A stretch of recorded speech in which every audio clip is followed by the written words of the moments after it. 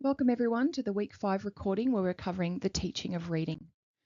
And these are your learning intentions and success criteria. We're going to look at what are the core teaching practices, the skills to focus on, and other considerations for planning.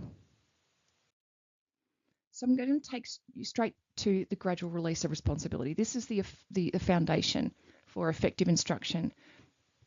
And so when we go from high level of support, we start with a very teacher-centered approach, and then we move students eventually towards independence where there's minimal support.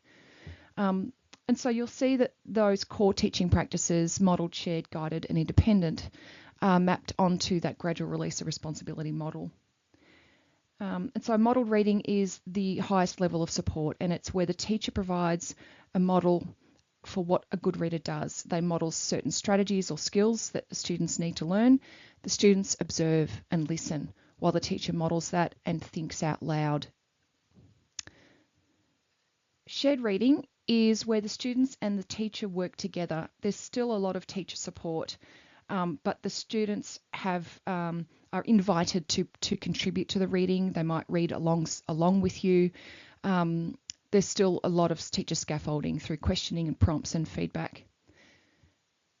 And usually this is a whole group. It can be done with a small group, and usually there's one shared enlarged text. Same with the modelled reading. Guided reading is a small group practice. This is where the teacher has less input. The teacher is just there on the side to provide prompts, guidance, and checking for understanding. The students work together to read independently, and the teacher will also sometimes check in to see how they're going with their, if there's any unknown words, etc. It's a very complex practice, and it's often misunderstood as being higher on the gradual release of responsibility. We often hear teachers say, I'm going to do guided reading, but it's sometimes misunderstood or confused with shared reading. So again, this is for students that are already decoding and are building their comprehension and fluency. So then independent. So independent reading again is they're not fully support. There's no high level of support there. We're expecting students to practice what they've learned in the modelled reading session, and the teacher will assess students at this point throughout the literacy block. So they might take a running record, or they might listen to the students read and or do a fluency test, etc., so that they can use that to inform their teaching.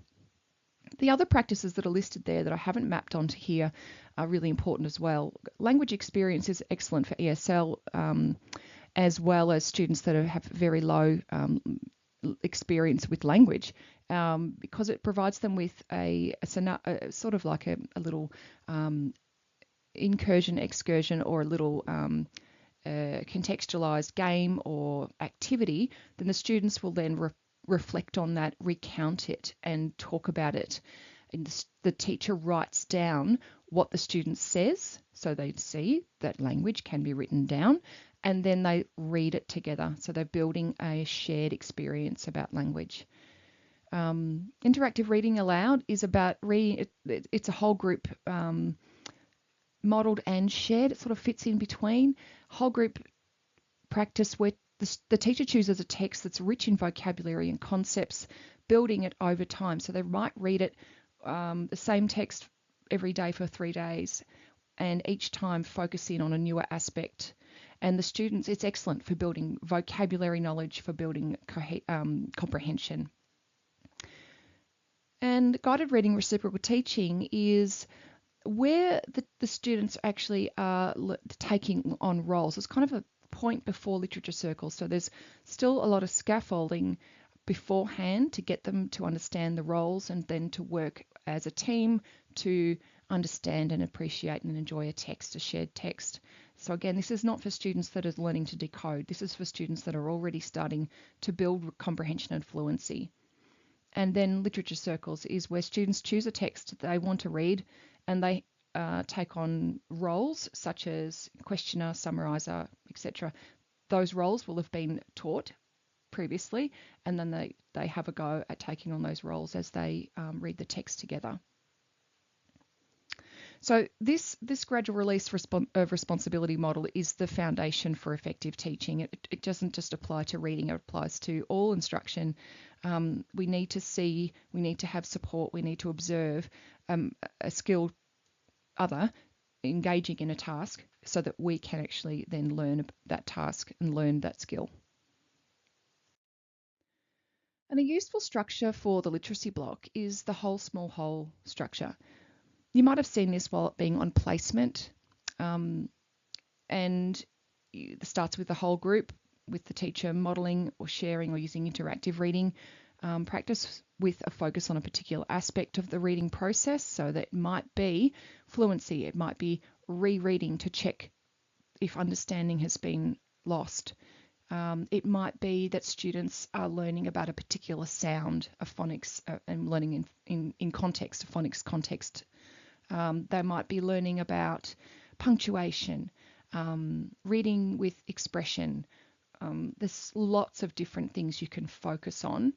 And I mean, the very first thing, if you're teaching students that are new to reading, is that reading is to be enjoyed. That's the important thing we need to always model, either explicitly or implicitly. And then we move into small groups, and this is where the teacher has one group with them, and they might model, share, or use a guided reading approach. And then other groups are working, or they might be working individually, but they might work in groups, but they're independent of you. They're engaged in a task that helps them practice what was modelled in that whole group session. And they have to be given a task they will be able to achieve on their own. And this is tricky. So in the very early years, it takes a while for that to become an effective routine. So don't expect it to happen straight away. They need to remember not to interrupt you when you're doing your small group with guided teacher-led group. Great if you've got a parent helper or a teacher aide, but don't count on it. It's not a given. Okay, and then back as a whole group. So we get back together and we reflect on the learning intentions and the success criteria, celebrate learning, reinforce strategies, but would never use that last part to introduce something new. That's really cognitive overload for students. Now, there's some points about this that we need to consider here. It does mean that you need eyes in the back of your head. So when you're working with that small group, you do need to have strategies in place to manage the classroom. And another point I touched on a minute ago was that teacher aides might be there, but it's not a given that you'll have one. They should also never be expected to teach children. They're paraprofessionals. It's the teacher's job to teach, not a teacher aide. So given the focus on phonics in Victoria, the literacy block and the teaching of reading needs to be informed by the Big Six, one of the most influential models, meta studies that you need to understand. And we know that these 6 components contribute to effective reading through that huge analysis, that research analysis.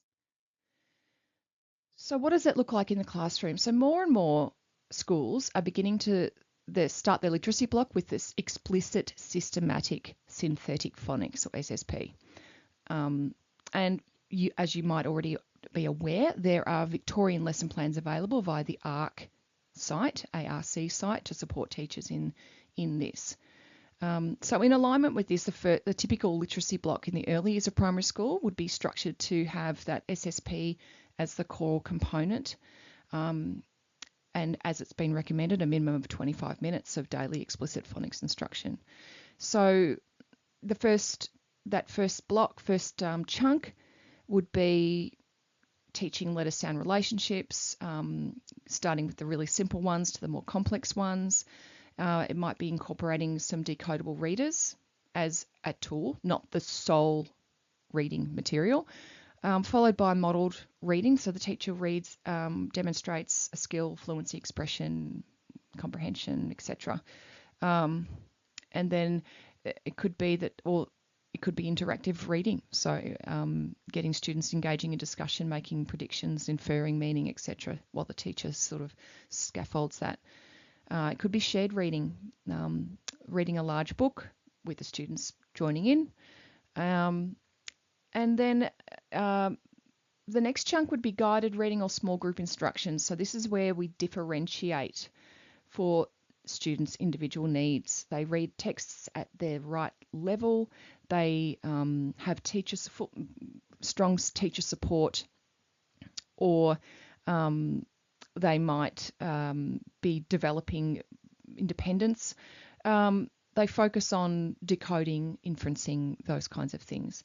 And then the next chunk is word work and vocab development. So this is about word structures and meanings, getting students to think about the text they've just listened to. What were some of those interesting words? It might be some instruction on prefixes, suffixes, root words. And then vocab games, to reinforce those new words. And then the last chunk is the writing instruction. So this is where students would be engaging in any of the following. And that's something we will cover in the next few weeks in this unit.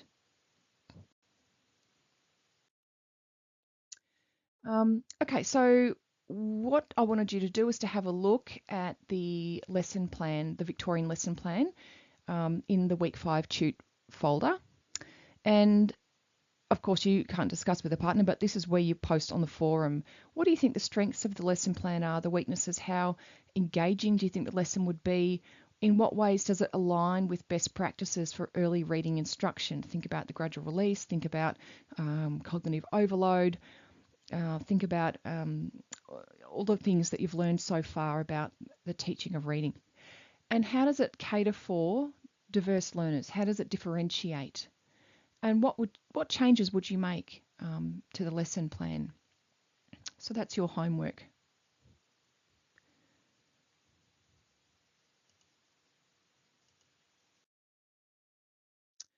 Okay, so I want you to click on there and view this video on shared reading. And when you've finished, I want you to consider why would it be important not to stop and discuss the text during the first read aloud? Why do you think they did that? What else? What did you see the teachers model for the students? And do you think this catered for a range of needs?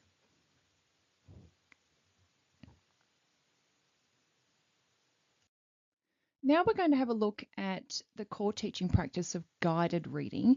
And the next few videos are sort of breaking it down into its chunks and what we do first, and then to build them up to independent. So watch this video, click on the link there to see how we orient students before we get into the session, and consider how an orientation might help students reading.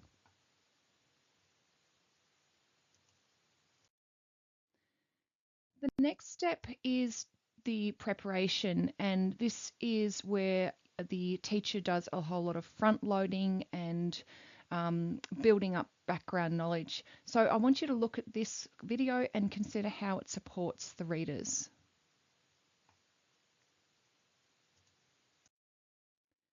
And the next part is the strategy check.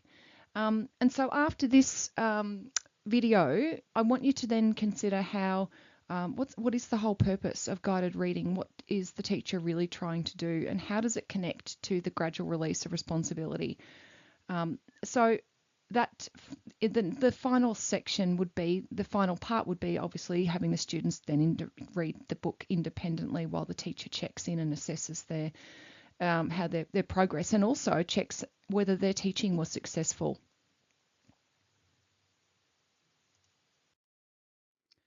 So while the teachers in those previous videos used leveled texts, there's been a move to use decodable text in line with the new focus on phonics. So decodable texts that contain a high percentage of words made up of learnt grapheme phoneme patterns are the ones that are used. Decodable texts are supporting beginning readers to practice their phonics skills. So they're best used when students are first learning to read, and they're most effective when they're used right after a phonics lesson. And they help students practice their phonics skills and apply their knowledge of letter sounds to words. Whereas a level text doesn't have the same purpose as a decodable text. They're not meant to practice a specific phonics skill. They're not just isolated on phonics. A level text is useful to practice generalizing phonics skills that you've already taught, high frequency words that have been introduced, and specific vocabulary. And they can also assist in building fluency, vocab and comprehension, and should be used in small group shared reading sessions or guided reading sessions. Authentic texts are those that are written purely for a purpose, a genre, to entertain, narrate, instruct, explain, persuade, for example.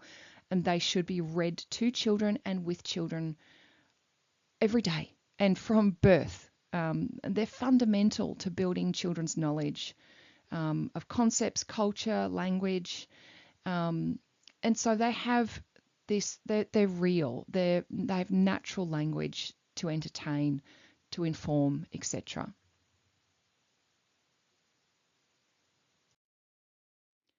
So back to decodable books. These are designed to align with stages of beginning readers.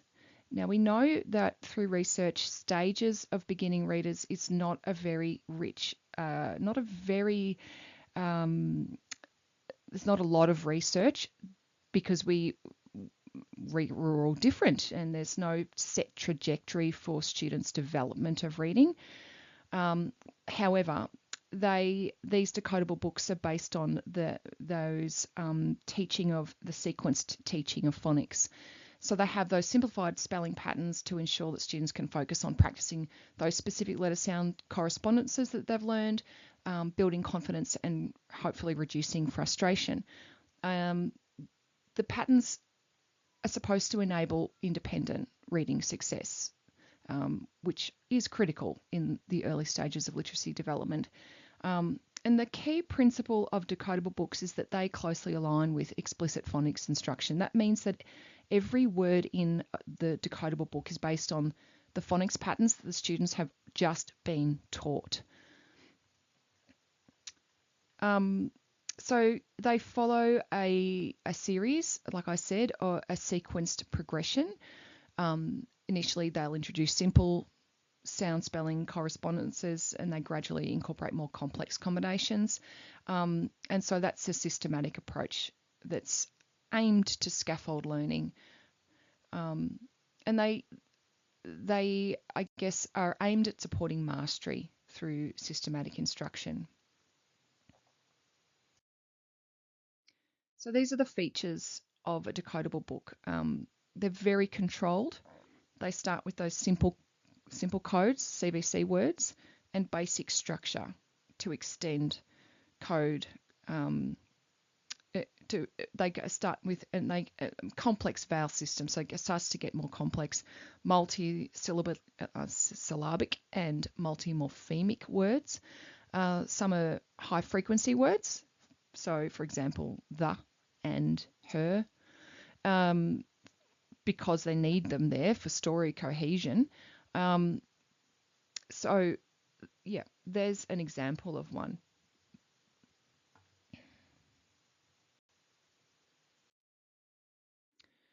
And I sort of touched on this earlier. So that look, most phonics programs have got their own developed scope and sequence for the introduction of those grapheme phoneme correspondences. And there's still no there's no agreed upon phonics scope and sequence. Okay, there's still not enough research to say that this letter needs to be taught first, etc. And that's probably because, again, we're all different and we need to differentiate. But I guess there are still those core principles to consider is that that teacher knowledge and judgment built from assessment of students' needs is critical in determining the starting point and the pace for their students. So I just wanted to end with a nice piece of research on student reading and learning to read. The first point is actually quite robust and conclusive, that students read more, understand more, and are more likely to continue reading when they've got the opportunity to choose what they read, because it boosts their motivation, gives them agency, makes them more likely that they will enjoy what they've read. Good readers read accurately almost all of the time. So the last 60 years of research on text difficulty consistently demonstrates the importance of having students read text they can accurately read and understand. So anything that's too difficult slows that reading down, slows the rate of improvement in reading skills, and it doesn't improve reading ability at all. So when they read accurately, they solidify their word recognition, decoding, and more importantly, they're more likely to understand what they read and enjoy it. Okay, because that's the goal, isn't it? To understand reading. When students can write about something they care about, they use the conventions of spelling and grammar because it matters to them that their ideas are communicated, not because they'll lose points or see the red pen all over it. They have to think about the words that will best convey their ideas to their readers. So this is the beautiful connection between reading and writing. Because they have to encode those words that they're using, they make sure that they're hopefully getting their message across. They use punctuation in a way that the reader will understand. So when it's personally meaningful, it's going to improve and encourage the student. Every child talks with peers about reading and writing. So this is another one of our research that shows that conversation that you saw with those guided reading sessions that would also occur during shared reading or interactive reading improves comprehension, and it improves engagement with texts, because it's not just focusing on retelling or recalling what students have read. It's about thinking about what they've read, analysing it, commenting, connecting. And so research shows that there's better outcomes when kids just talk about what they've read with a peer than if they sit on their own and highlight stuff in the text, for example. So setting aside time for students to talk about their reading and writing is one of the most underused yet easy to do elements of instruction. Every child needs to listen to an adult fluently reading because it increases their own fluency and comprehension skills. This is also research. It also expands their vocabulary, their background knowledge, their sense of story structure, their awareness of genre, and the comprehension, of course, which is the goal. And yet research shows that teachers that anything above year one, there's fewer and fewer teachers are reading aloud to children. Yet it's a really high impact strategy, an underused component of the kind of instruction that supports readers. So it needs to happen every day. Reading to your students every day. Okay, so can you name some of those core teaching practices for reading? Can you think of some of the skills that might be focused on when we're teaching reading? And what sort of things do we need to consider when we're planning to teach reading?